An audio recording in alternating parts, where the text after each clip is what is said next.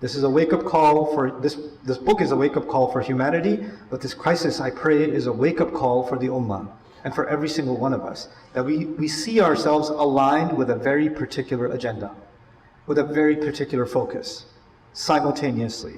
And if enough of us have that awakening, if enough of us have that consciousness, wallahi al-azim, we are far too many to think ourselves as weak. We're far too many. Alhamdulillahi khaliq al-wujudi min al-adam, وجاعل النور من الظلم ومخرج الصبر من الألم فملقي التوبة على الندم فنشكره على المصائب كما نشكره على النعم ونصلي على رسوله الأكرم ذي الشرف الأشم والنور الأتم والكتاب المحكم وكمال النبيين والخاتم سيد ولد آدم الذي بشر به عيسى بن مريم ودعا لبعثته إبراهيم عليه السلام حين كان يرفع قواعد بيت الله المحرم. فصلى الله عليه وسلم وعلى أتباعه خير الأمم الذين بارك الله بهم كافة الناس العرب منهم والعجم. الحمد لله الذي لم يتخذ ولدا ولم يكن له شريك في الملك ولم يكن له ولي من الذل وكبره تكبيرا. والحمد لله الذي أنزل على عبده الكتاب ولم يجعل له عوجا. والحمد لله الذي نحمده ونستعينه ونستغفره ونؤمن به ونتوكل عليه ونعوذ بالله من شرور أنفسنا ومن سيئات أعمالنا من يهده الله فلا مضل له ومن يضلل فلا هادي له. ونشهد أن لا إله إلا الله وحده لا شريك له ونشهد أن محمدا عبد الله ورسوله أرسله الله تعالى بالهدى ودين الحق ليظهره على الدين كله وكفى بالله شهيدا. فصلى الله عليه وسلم تسليما كثيرا كثيرا. أما بعد فإن أصدق الحديث كتاب الله وخير الهدي هدي محمد صلى الله عليه وسلم وإن شر الأمور محدثاتها وإن كل محدثة بدعة وكل بدعة ضلالة وكل ضلالة في النار. قال الله عز وجل في كتابه الكريم بعد أن أقول أعوذ بالله من الشيطان الرجيم يا أيها الذين آمنوا اتقوا الله حق تقاته ولا تموتن إلا وأنتم مسلمون واعتصموا بحبل الله جميعا ولا تفرقوا واذكروا نعمة الله عليكم إذ كنتم أعداء فألف بين قلوبكم فأصبحتم بنعمته إخوانا وكنتم على شفا حفرة من النار فأنقذكم منها كذلك يبين الله لكم آياته لعلكم تهتدون. ولتكن منكم أمة يدعون إلى الخير ويأمرون بالمعروف وينهون عن المنكر وأولئك هم المفلحون. ولا تكونوا كالذين تفرقوا واختلفوا من بعد ما جاءهم البينات وأولئك لهم عذاب عظيم. رب اشرح لي صدري ويسر لي أمري واحلل عقدة من لساني يفقهوا قولي. اللهم ثبتنا عند الموت بلا إله إلا الله واللهم اجعلنا من الذين آمنوا وعملوا الصالحات وتواصوا بالحق وتواصوا بالصبر. آمين يا رب العالمين. أما بعد. I was requested this Friday to speak about the situation in Gaza, and I'll be as honest with you as I can be. When I made such a request, I feel paralyzed. I feel paralyzed because I don't think my feelings towards what's happening in Gaza are any different from any Muslim or actually any decent human being, but more so any Muslim. And every time I look at my own child, I can't help but think of the unbearable pictures of those children that are suffering, the countless that have already suffered and the countless that are suffering, and their parents and the bereaved. And it quite literally is paralyzing. And then I step back and I realize that our deen, one of its fundamental requirements is that one has to have control over their emotions before they speak. You have to have composure. And you cannot think and you cannot act on this deen unless you have such composure. In fact, one of the fundamental teachings of our religion that our success depends on is the word sabr. In Surah Al-Asr, for instance, when Allah Azza wa Jalla says, إِلَّا الَّذِينَ آمَنُوا وَعَمِلُوا الصَّالِحَاتِ وَتَوَاصَوْا بِالْحَقِّ وَتَوَاصَوْا بِالصَّبْرِ. Part of the meaning of وَتَوَاصَوْا بِالصَّبْرِ is we're going to lose patience. We're going to lose our composure. And we have to be there for each other to give each other composure, to keep us on track. That's part of the agenda. I also think about how easy it is, given that I have public speaking background and I know how to raise my voice and lower it, and I have an understanding of communal and psychology, social psychology, that I can give a khutbah at the end of which there's going to be a very loud takbir. and there's going to be a lot of excitement, and the hearts will be at ease that I heard something that felt good. But I actually stopped myself from doing that. I stopped myself from doing it because I feel that has almost become a pacifying drug. At least we heard something that felt good. At least, okay, that eased our pain a little bit, or that gave us some comfort, and every time there's a crisis, we turn to, what are our scholars saying? My heart is hurting, I need to hear something from our scholars, our du'at, our speakers, and they need to say something, so that and it's, in a sense, I almost feel like I'm betraying this trust, because I'm just giving someone something they want, not what they need. That's what it feels like to me. And so when that request is made, I actually went through quite a bit of a few stages since I heard that request. I casually said yes, but it's not easy for me, because I do take that as an amana.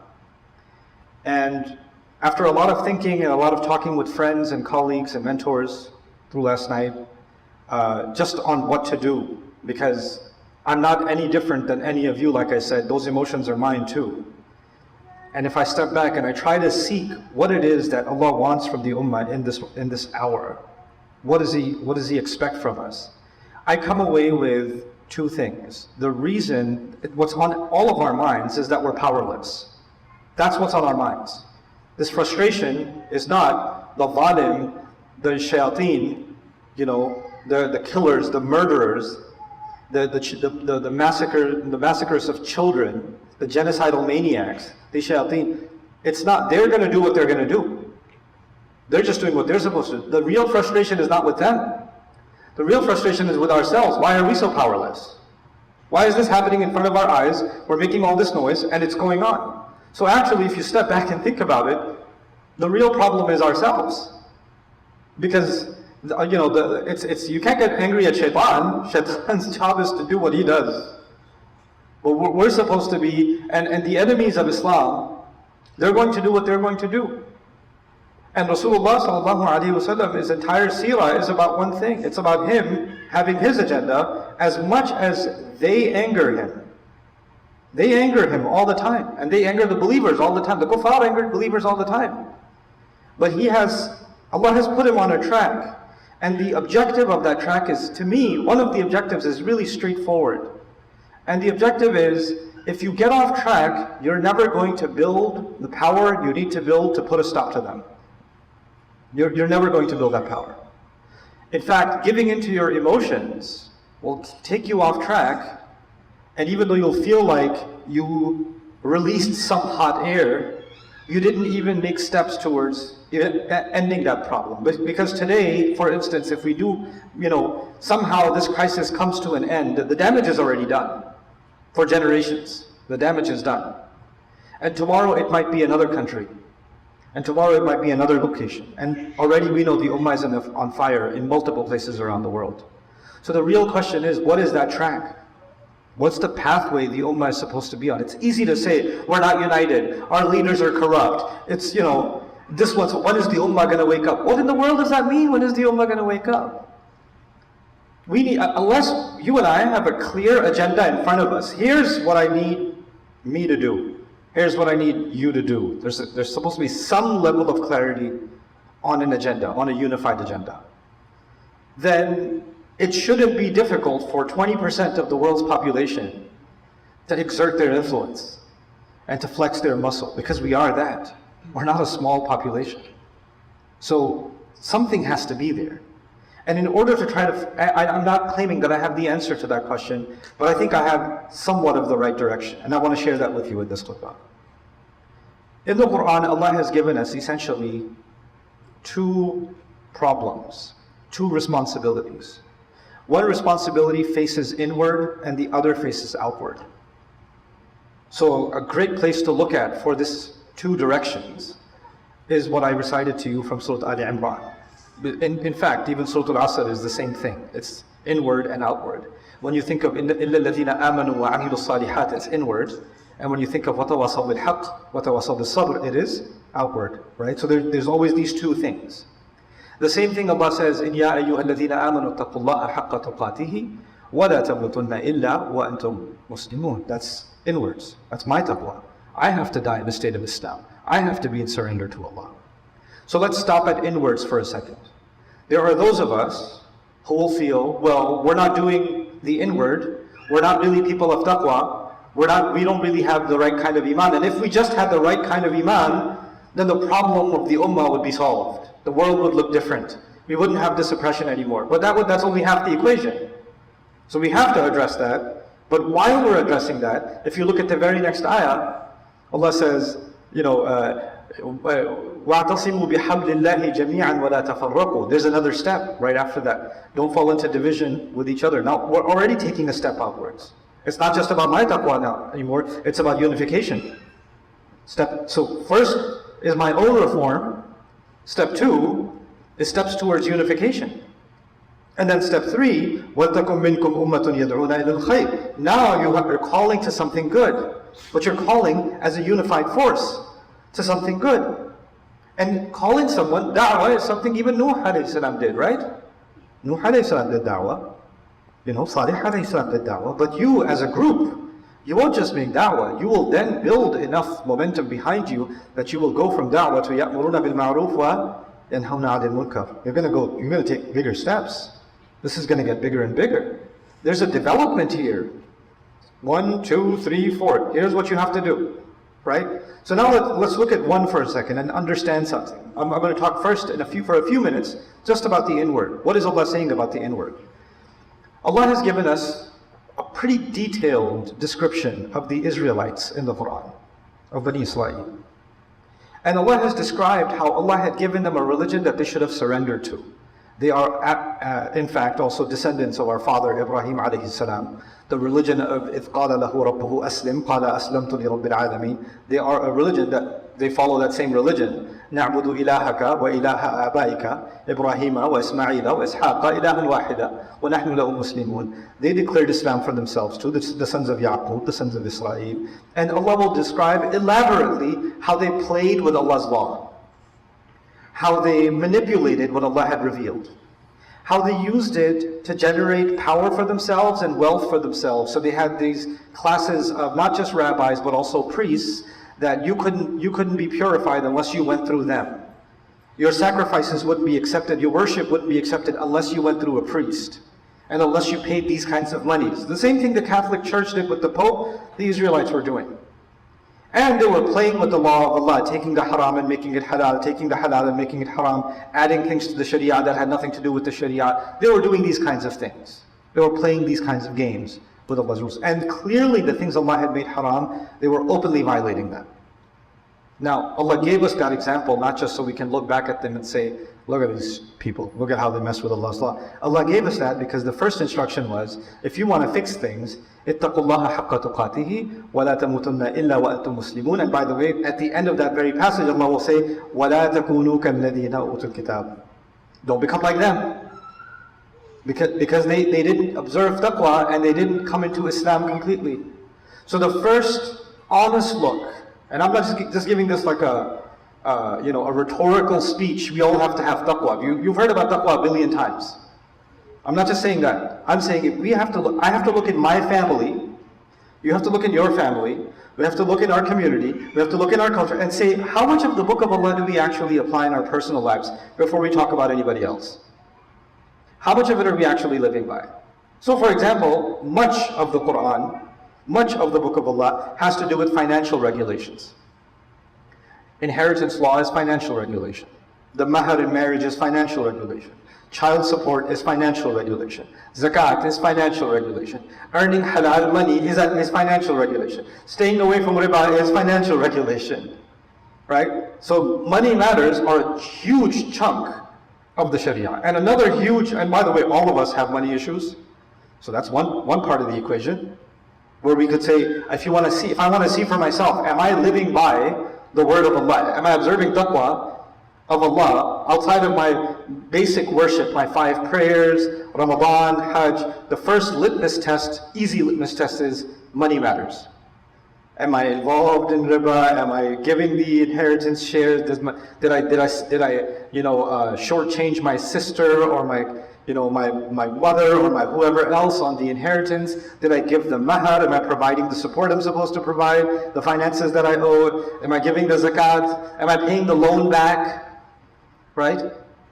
These are all, that's easy litmus test. And the way the state of the ummah is, I've been in business for some time, other than education. I've been business, and one of the hardest lessons I learned in business is it's hard to do business with Muslims. It was an ugly lesson, because these are my brothers. These are the people I learn deen with. I pray with them. I do da'wah work with them. I discuss Islam with them, etc. So when it comes to money, though, I don't know, something happens. Something happens. And you know what? That is psychosis. So I can look like I have taqwa, I can pray like I have taqwa, I can talk like I have taqwa, but my financial dealings don't have taqwa. That's a problem. The second, one litmus test, whether we're living up to the first condition. Because we get in these ayat, we eventually get to a place where we can command the good and forbid the evil. When you command the good, it starts with just speaking up, but eventually ends up with, biyadihi. You can stop. You have the power to stop it. This is how you get to the place where you have a power to stop it. And the step one is internal, and that is you have to abide by Allah's word, or everything else you do, Allah will deal with you no different than how He dealt with the Israelites. And what did He do with the Israelites? When they played with Allah's law, ضُرِبَتْ عَلَيْهِمُ الذِّلَّةُ وَالْمَسْكَنَةُ وَبَاءُوا بِغَضَبٍ مِّنَ اللَّهِ. They were humiliated, they were powerless, and they received the rage from Allah. So, and وَلَمْ تَجِدَ لِسُنَّةِ اللَّهِ تَبْدِيلًا. You're not going to find any change in the way Allah does things. So, if I'm going to say for myself, and yourself, and us as a whole, the hundreds of millions and billions of us, let's start with step one. At least let's begin here and say, hey, I got to bring taqwa back into my life. Starting with the worship and financial dealings. The next place would be the hudud of Allah in family, in my personal family life. You might not know this, but the term tilka hududullah, or the phrase hududullah, is referred to in the Quran, except in one place in Surah At-Tawbah where it's mentioned generally. Every other place it has to do with family law. The hudud of Allah. We think of hudud, what do we think of? Cutting the hand of the thief. We think of, the punishments in Islam, right? The punishment of the qatil and this and that and the other. In the Quran, where is hudud being used? Family law. Family law. So, money and family law will give us a pretty good idea of what taqwa looks like. Now, I started this khutbah by saying Islam is inwards and outwards.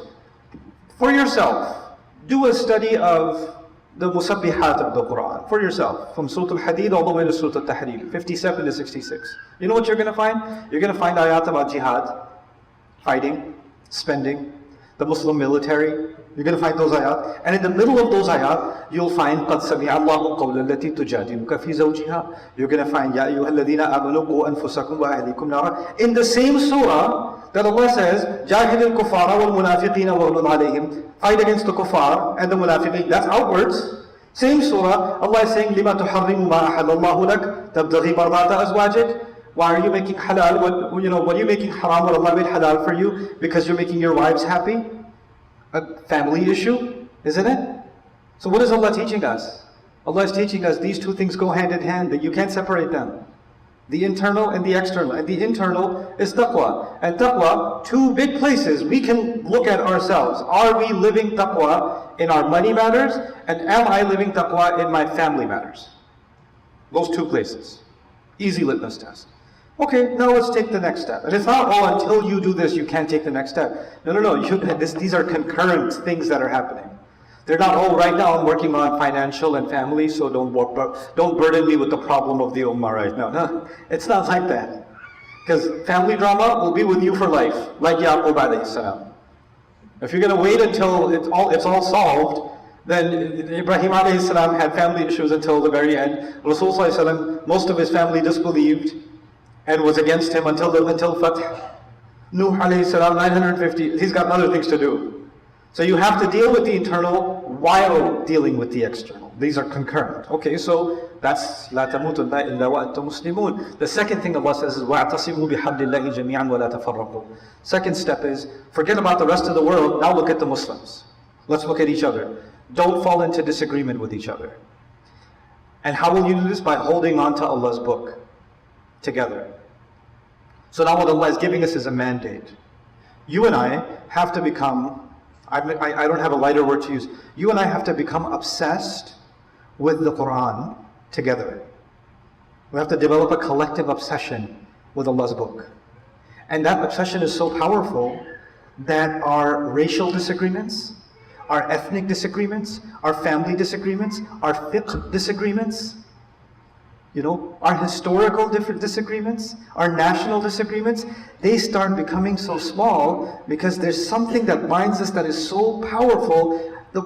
I'll give you just an analogy of this. Like, Democrats and Republicans can absolutely hate each other in this country, right? They're listening to different podcasts. They're listening to different radio stations. And atheists can have absolute disdain for, fundamentalist Christians. The far left and the far right. But they're both Dallas Mavericks fans. And they're both in the same stadium cheering for the same team, and they're both going crazy, and when they win on the buzzer, they win a shot, they're giving each other a high five. But you hate each other. No, that doesn't matter. More importantly right now, we're in the playoffs. These are the finals. This is more important. Something that is so captivating for them that they forget they could put all of those differences in a box for a stupid game. You ever think about that? You think all the people that are in a stadium watching a sport, they're all politically, religiously, philosophically aligned? No. There could be people that took each other to court during the same stadium. But it doesn't matter. Right now we're all on the same side. Go team. It's insane. But you know what? Allah has given us something far more powerful than a stupid team. Allah has given us His final word. And that word should inspire passion inside of us. And the more it does, the more it naturally brings people together. The Ummah is right now obsessed with disagreement. I would argue the opposite. We're obsessed with disagreement, not with agreement. And the reason is, the opposite of disagreement is not agreement. The opposite of disagreement and division is Quran, in the Quran. So our overwhelming disagreements and divisions are just a manifestation of how far from our actual alignment with the Quran, and how the Quran is no longer the conversation. The Quran is just a side reference. The Quran is just a book of dala'il from my point of view. I'm going to show you your aqidah is wrong. Let me bring these ayat and show you your aqidah is wrong. And this one will bring the other ayat and show their aqidah is wrong. We're using the Quran to slap each other instead of actually surrendering before the word of Allah together. So our approach is actually, my ideology comes first, and to support my ideology, I will bring the Quran. Instead of, my ideology is the Quran. So instead of the Quran serving my thought, I'm using the Quran to serve my thought. If you understand what I'm saying. And that's our second problem. The first problem is taqwa. Concurrently, and that's a social, spiritual problem. The second problem is intellectual.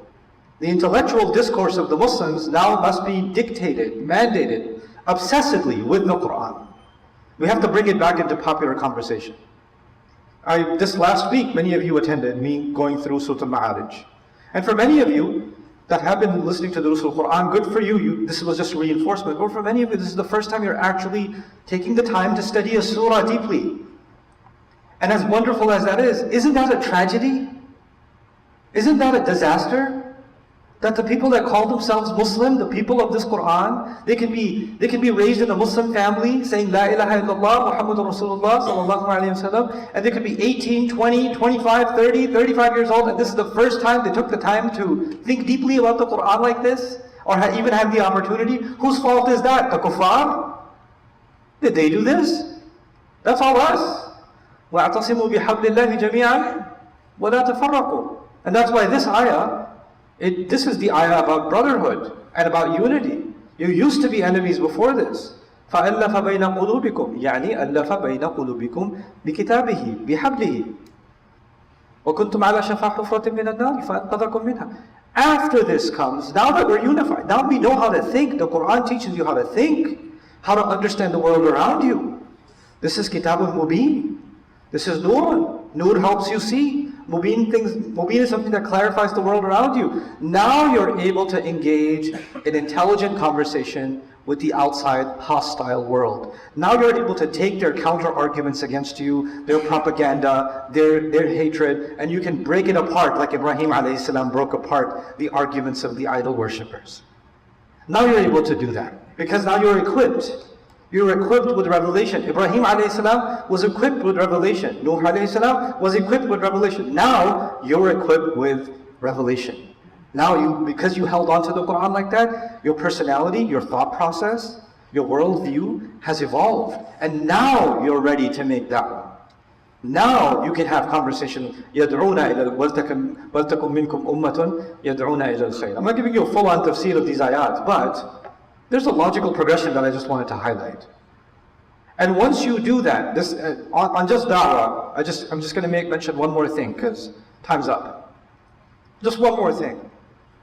Da'wah in the Quran, interestingly, is broken up into 3 target audiences. 3 target audiences. So society, the Quran, one way the Quran breaks up the society is it breaks it up into 3 audiences.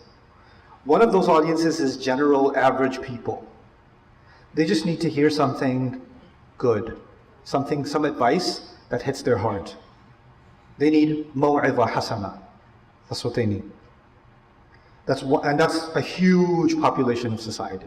So even as you're spreading the word of Allah, not everybody's debating with you. Actually, most people say, wow, that's really beautiful. Can I learn more about that? Can you tell me more about that? That's incredible. Where can I read more? Where can I find more?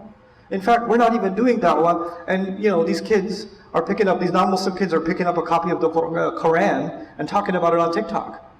Because it's speaking to them. They get the maw'idha hasana from it. But that's our job. Our job is to introduce them to ud'u ila sabili rabbika bil maw'idhatil hasana. That maw'idha hasana is for the masses of people. I call them the neutral masses. Even if they're against you, they don't really know why they're against you. And when they come into contact with this message, they're like, I don't even know why I was against that. I actually agree with this. I find reason in it. The second group of people is the people that would love to keep the masses, the first group. They would love to control those masses using their propaganda. You can call them the hawks. And these hawks, they're very, very vocal. They're very aggressive. They're very insulting. Every society has hawks for their ideology. And those hawks, you need to understand them. You need to understand their arguments. And some of us have to be equipped to respond to their arguments with something better than their arguments. Right? That's the hawks. And that's the last part of that ayah, وَجَادِلْهُمْ بِالَّتِي هِيَ أَحْسَنُ. That's another part of da'wah. But the middle part of da'wah, which I particularly chose to talk about this here because this is a university town. Many of you are university students at Chala, many of you are professionals. Allah says, "Ud'u ila sabili rabbika bil hikmah" first, actually. And that's actually a really important part of da'wah. Every society has a certain group, a certain population of people that are lower in education. They're lower in education, and then there's a smaller population of people that are higher in education. And they are in a certain intellectual elite status. Whether by way of university or other training or whatever, they are at a higher level of thinking, right? They need something that engages them where they are. They need a conversation at their level. I need to be able to make da'wah to the sociology professor and the anthropology professor and my PhD mentor in the program of neuroscience. Those people, I need to be able to have a conversation with them too. They're not too smart for Islam, but Islam can be presented to them at the level of hikmah. That needs to be presented, and that's a different class of society. I mentioned 3 groups. The general public, al-maw'idha al-hasana, right? The hawks, al-jidal, وَجَادِلْهُمْ بِالَّتِي هِيَ أَحْسَنُ. And first and foremost, actually, the smartest people in society. The Quran actually began with al-hikmah. And you know what? This is the time, this is an opportunity. Now that this heinous, inhumane, satanic behavior and this crime has been exposed before the world, intellectuals are starting to question their allegiance to Western ideas, their blind allegiance to capitalism, or their fantastical allegiance to what they think is democracy, etc., etc. This is a time to have very intelligent conversation with those intellectuals. Because the first change that happens in the world is not military change. The real change that happens in the world is actually a change in thought process, in minds. If the Quran came, one of the things it did is it revolutionized how people think. And once that happens, now you're in a position that when you do Amr bil Ma'ruf, the intellectuals can't stop you. The masses are in agreement with you. The hawks have been silenced. You understand? You become more and more dangerous. And the Quran was hitting all these three with one arrow, constantly, which is why for Makkah, Islam became unbearable. It hit all three audiences. It became unbearable for them. This is the agenda Allah has given the Ummah. When we lose sight of that agenda, when we don't live by this agenda, then what is the model in the Quran? Either you're doing this, or you are just like what Banu Israel did. Those are the two. That's why right after this Allah mentions them. وَلَا تَكُونُوا كَالَّذِينَ تَفَرَّقُوا وَاخْتَلَفُوا مِنْ بَعْدِ مَا جَاءَهُمُ الْبَيِّنَاتُ. That's right after that. For a reason. Because this is the model, this is the revolution brought about by Muhammad Rasulullah sallallahu alaihi wasallam of how to transform the world. Or you can do what the Israelites have done before you and suffer the consequences that they suffered. This is a wake-up call for this book is a wake-up call for humanity, but this crisis, I pray, is a wake-up call for the Ummah and for every single one of us, that we see ourselves aligned with a very particular agenda, with a very particular focus, simultaneously. And if enough of us have that awakening, if enough of us have that consciousness, wallahi al-azim, we are far too many to think ourselves as weak. Or far too many. You don't need billions to bring about a change. Quran already taught us that. The Seerah already taught us that. You just need enough strong hearts and minds. That's all you need. And Allah Azza wa Jal bring those strong hearts and minds out of this and every other community. Barakallahu li wa lakum fil Quran al-Hakim wa nafa'ani wa iyyakum bil ayat wa dhikr.